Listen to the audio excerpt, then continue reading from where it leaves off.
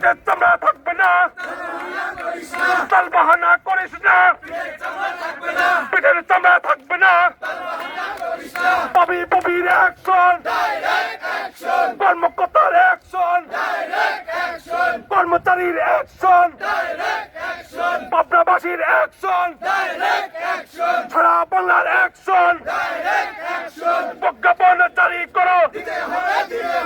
15 সালে সর্বশেষ pay scale ঘোষিত হয়েছিল।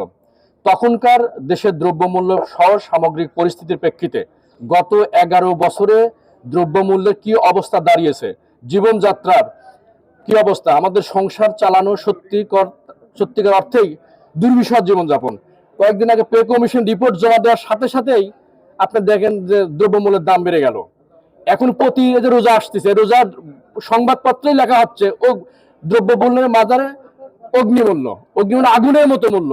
এই আগুন কি আমার মতো আপনার মতো সাধারণ কর্মকর্তার পক্ষে কি আগুন কিনা সম্ভব? পাবনা বিজ্ঞান ও প্রযুক্তি বিশ্ববিদ্যালয় তৃতীয় দিনের মতো চলছে আজকের কর্মবিরতি এবং প্রতিবাদ সভা। আমরা দেখেছি পে কমিশন গঠন করা হয়েছে নবম পে স্কেলের জন্য। আমরা এইটা নিয়ে অনেক আশাবাদী, আমরা অনেকেই আবেগ আপ্লুত হয়ে গেছি। আমরা চেয়েছিলাম নির্বাচনের আগেই এইটার গ্যাজেট হয়ে যাবে, কিন্তু একটি কুচক্রী মহল হঠাৎ করে আমাদেরকে আশা দিয়ে সেই আশা হতো থেকে আমাদেরকে বিতাড়িত করছে।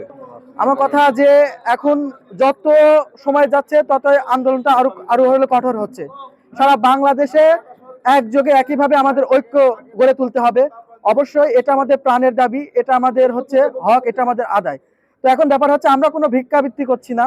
অনেকে অনেক ধরনের সমালোচনা করছেন, তো সমালোচনা করেন না। আপনি উপকার না করতে পারেন, কেউ অন্তত ক্ষতি করেন না। আপনাদের কাছে আপনি উপকার না করতে পারলে করবেন না, কিন্তু কেউ ক্ষতি চাবেন না। তো আর যেহেতু আমরা এখনো আশায় আছি, যদি আমাদের যথাযথ এই দাবি পূরণ না হয় তাহলে আমরা কঠোর কর্মসূচিতে যাব। যেমন আমরা শহীদ মিনার থেকে যমুনা ঘেরাও যাব। পে স্কেল কমিটি গঠন হয় কিন্তু নির্বাচনের অতি সন্নিকটে। কথা তো অনেক বলার ছিল, সংক্ষেপে শুধু এটুকুই বলি, আমরা 22 লক্ষ সরকারি কর্মকর্তা কর্মচারী আছি। আমরা যদি আমাদের পরিবার, শ্বশুর শাশুড়ি, আমাদের বউ স্ত্রী শালা সম্বন্ধী মিলে 20টা করেও অন্তত ভোট হয়, আমরা 4 কোটি ভোটার হয়ে যাই। আর বাংলাদেশে 12 কোটি 76 লক্ষ ভোটারের মধ্যে এই 4 কোটি ভোট আমরা যদি বর্জন করি, আমরা আমাদের পক্ষে যারা নেবে তাদের পক্ষে দেই, তাহলে কি রেভলিউশন হতে পারে? এটাই সরকারকে মেসেজ দিতে চায়।